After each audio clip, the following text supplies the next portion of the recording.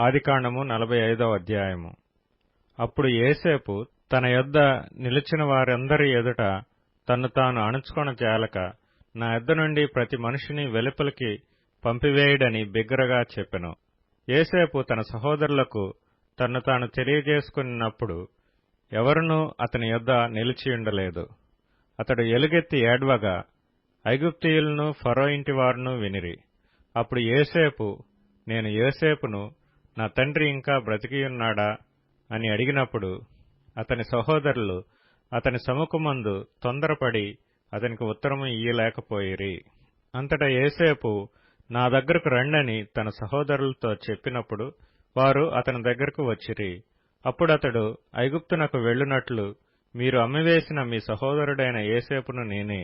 అయినను నేనిక్కడికి వచ్చునట్లు మీరు నన్ను అమ్మివేసినందుకు దుఃఖపడకుడి. అది మీకు సంతాపం పుట్టింపనీయకుడి. ప్రాణరక్షణ కొరకు దేవుడు మీకు ముందుగా నన్ను పంపించెను. 2 సంవత్సరముల నుండి కరువు దేశములోనున్నది. సేద్యమైనను కోతయైనను లేని సంవత్సరములు ఇంకా 5 వచ్చును. మిమ్మును ఆశ్చర్యముగా రక్షించి దేశములో మిమ్మును శేషముగా నిలుపుటకు ప్రాణముతో కాపాడుటకును దేవుడు మీకు ముందుగా నన్ను పంపించెను. కాబట్టి దేవుడే గాని మీరు నన్ను ఇక్కడికి పంపలేదు. ఆయన నన్ను ఫరోకు తండ్రిగాను అతని ఇంటి వారికందరికీ ప్రభువుగాను ఐగుప్తు దేశమంతటి మీద ఏలికగాను నియమించెను. మీరు త్వరగా నా తండ్రి యొద్దకు వెళ్లి అతనితో, నీ కుమారుడైన యోసేపు దేవుడు నన్ను ఐగుప్తు దేశమంతటికి ప్రభువుగా నియమించెను, నా యొద్దకు రమ్ము, అక్కడ ఉండవద్దు, నీవు గోషెను దేశమందు నివసించెదవు.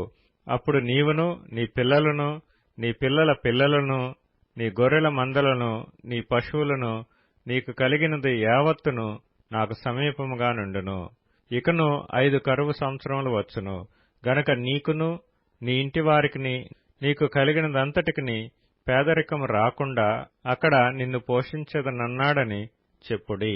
ఇదిగో మీతో మాట్లాడుచున్నది నా నోరే అని మీ కన్నులను నా తమ్ముడైన బెన్యామీను కన్నులను చూచుచున్నవి.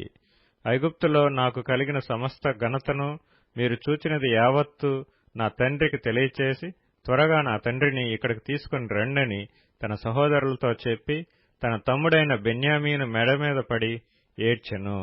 బెన్యామీను అతని మెడ మీద పడి ఏడ్చెను.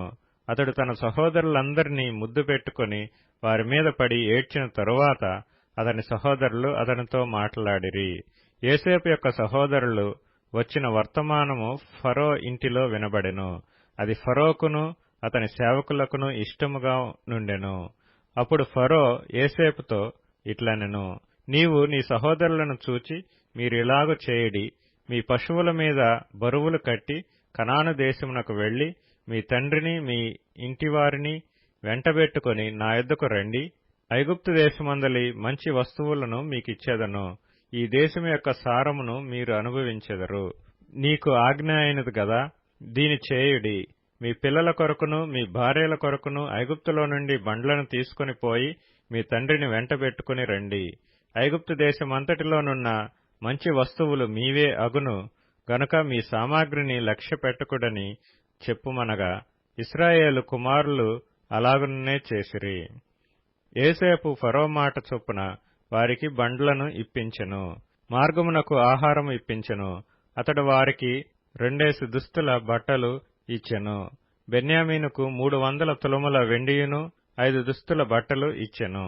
అతడు తన తండ్రి నిమిత్తము ఐగుప్తులో నున్న మంచి వస్తువులను మోయిచున్న 10 గాడిదలను, మార్గమునకు తన తండ్రి నిమిత్తము ఆహారమును ఇతర ధాన్యమును తినుబండారములను మోయిచున్న 10 ఆడుగాడిదలను పంపెను.